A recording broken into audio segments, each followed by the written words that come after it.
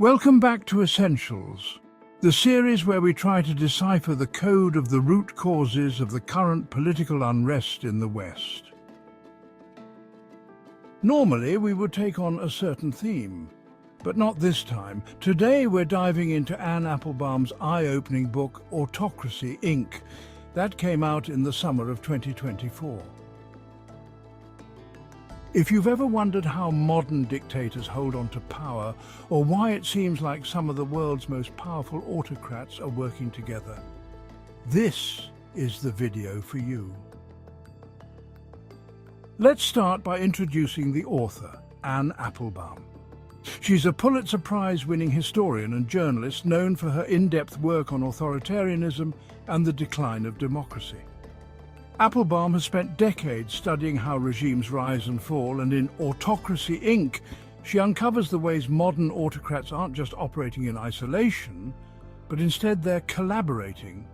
It's like they're part of an unofficial club, a dangerous network of power that stretches across borders. So, what exactly is Autocracy Inc? Applebaum argues that today's autocrats, people like Vladimir Putin in Russia, Xi Jinping in China, and even Viktor Orban in Hungary, are part of a loose network. It's not a formal organization, but they share tactics, resources, and even help each other stay in power. They've built a system where they not only protect themselves from internal threats, but also from the pressures of the democratic world. Think of it as an exclusive club of strongmen. They don't always have the same goals, but they benefit from each other's survival. So, if one of them faces sanctions or international pressure, they can rely on the others to step in and help. That could mean financial support, political backing, or even using disinformation to distract and divide their opponents. We see many examples. Iran is, for instance, delivering missiles to Putin for his war in the Ukraine, or China delivers food to North Korea, or Russia, China, and Iran congratulate Maduro from Venezuela with his election victory. There is no common political philosophy, but they just help each other. Let's break down how this works. One of the core ideas in Autocracy Inc. is that modern autocrats aren't like the dictators of the past who relied solely on brute force. No Stalin or Pol Pot. Sure, repression still happens, but today's autocrats are much more strategic. Applebaum shows how they use three main tactics to stay in control: controlling information, manipulating laws, and crushing dissent. Let's look at these three tactics. First, controlling the media. Autocrats know that if you control the story, you control the people. Take Russia, for example. Vladimir Putin has centralized the media in a way that ensures most Russians only see pro-government narratives. Independent news outlets either shut down or taken over. As Applebaum explains, by controlling the flow of information, Putin doesn't need to rule by fear alone. He controls what people believe. And it's not just Russia.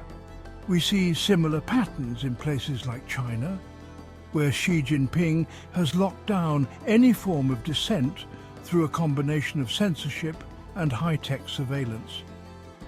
People only get the version of the truth the government wants them to hear. Second, they manipulate laws to fit their needs.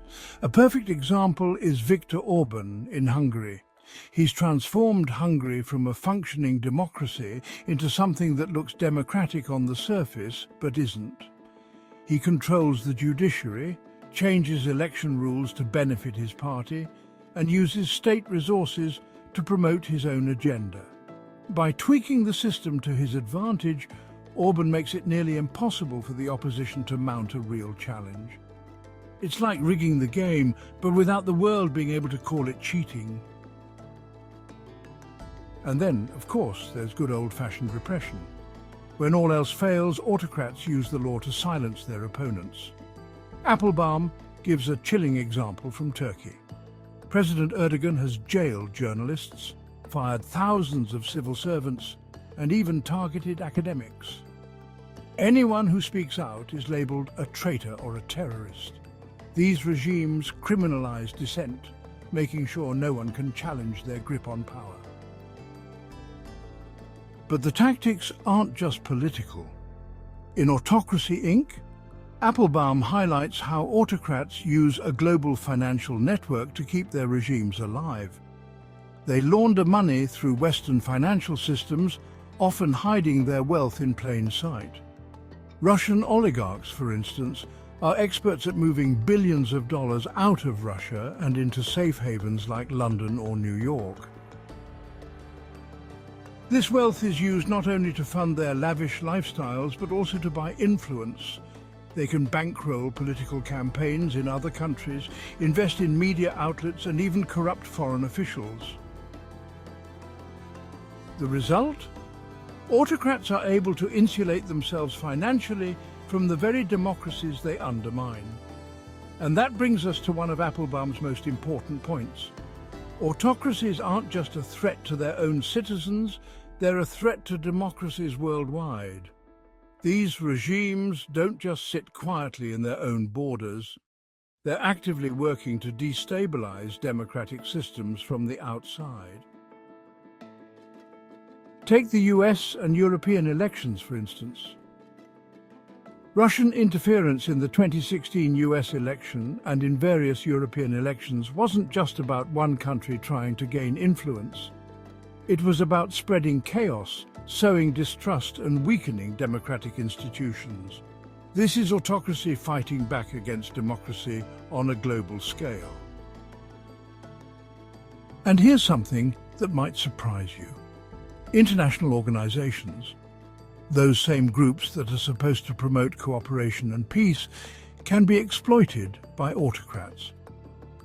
Applebaum explains how countries like China and Russia use their influence in organizations like the United Nations to block investigations into human rights abuses, defend their allies, and push their own agendas.